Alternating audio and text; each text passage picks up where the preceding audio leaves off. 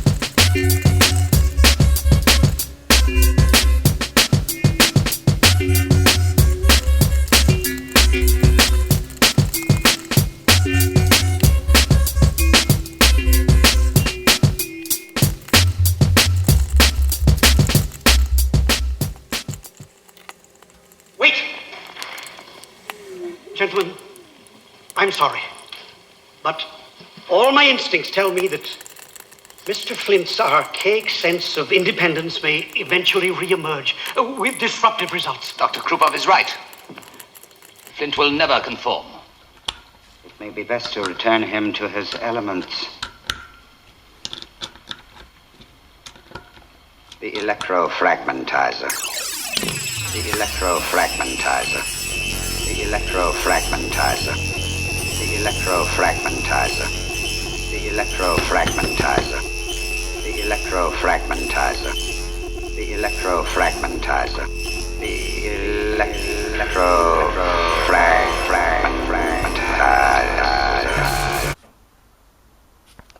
Revolution starts now.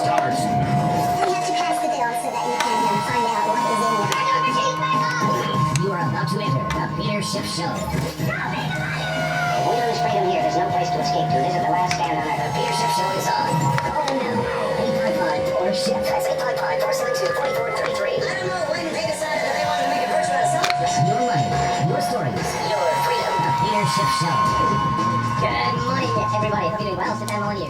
We're on Freedom Aid Radio, sitting in for Peter Schiff. Hope you're having a magnificent morning. I hope that the show is helping you get there. We were talking this morning about how I had a whole show laid out for you, end to end, like the veritable railroads of life that you take out the trip. But I was watching Good Life last night, and my favorite philosopher. I shouldn't say favorite philosopher. I think the best piece of news trivia game is hockey. of applying prejudice because you'll see their emotion manipulation. So where you most want to defeat an argument, that's where you must set the spikes of your mental resistance most strongly against it. And there's two ways to help people in this world. One works, and one does the opposite of working. So I was sick last year, and some people emailed me and said, I'm praying for you. Well, I guess that's okay. I'd like something a little bit more practical, if you don't mind. I'm praying.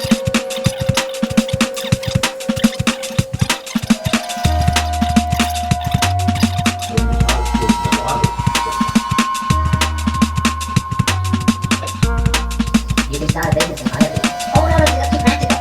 How about starting a business and hiring people? You know, I was so repelled, viscerally repelled by academia. I got my master's and I headed into business world, and I didn't talk or think about intellectual ideas for about 15 years. I'm pretty repulsed by the art world and its dependence on government money, and therefore its inability to provide anything other than a mouthpiece for socialist meat puppets in forms of plays.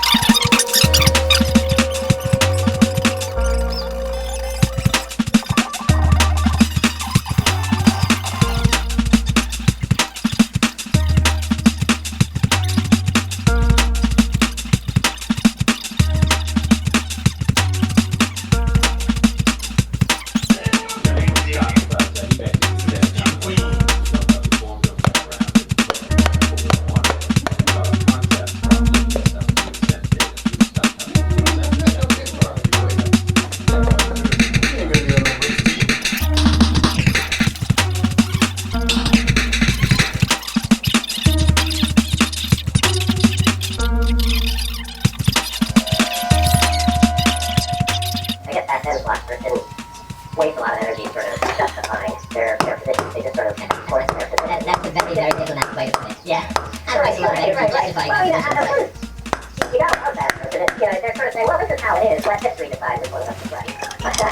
but he sets forth the different forms of government, and sort of his position seems to be, well, he doesn't want the rule of four for an excess of democracy. That's bad.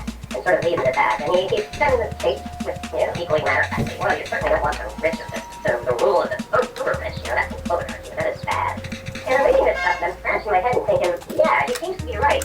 And I can't, for the life of me, discern any way in which the political discourse or debate has advanced one iota since he wrote this stuff 2,000 years ago. And I'm curious, because you're a philosopher yourself, I'm curious to hear your take on... Oh man, you're just gearing me up for an epigram here. Let me just check my time. Right? So listen, when you compare philosophy, particularly moral philosophy and political science, when you compare philosophy to physics, to medicine, to engineering, even to geology, to biology, to most of the other reason and evidence-based disciplines of mankind, philosophy has made almost no progress in the 2,300 years since Aristotle was writing. Aristotle, of course, taught by Plato, Plato taught by Socrates.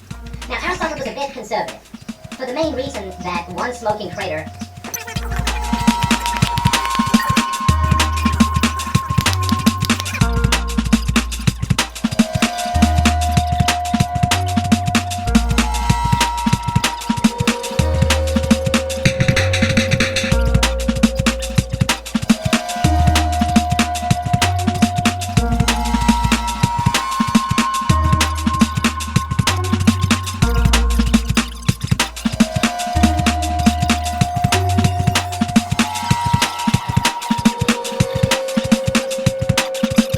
reserves that